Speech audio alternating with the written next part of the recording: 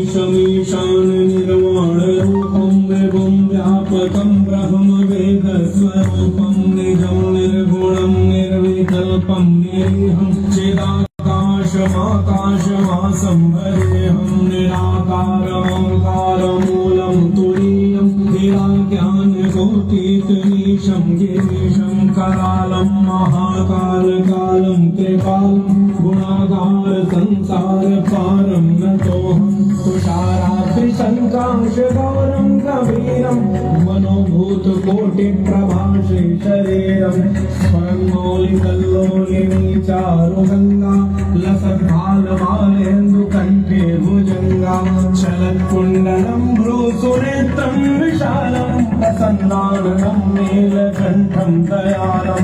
मृगाधीशचरमाम्बरं मुण्डमानं प्रियं शङ्करं सर्वनाथं भजामि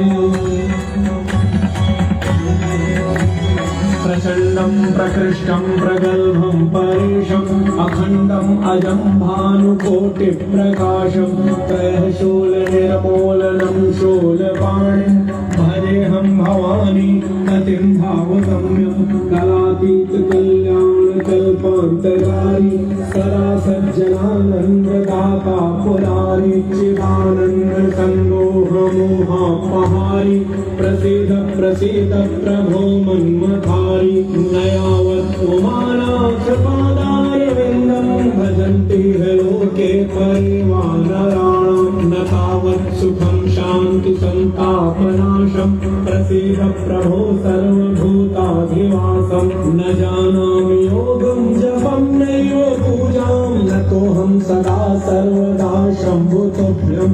जराजन्मदुःखौघतातप्यमानं प्रभो पाहि आपन्नमामीश शम्भो।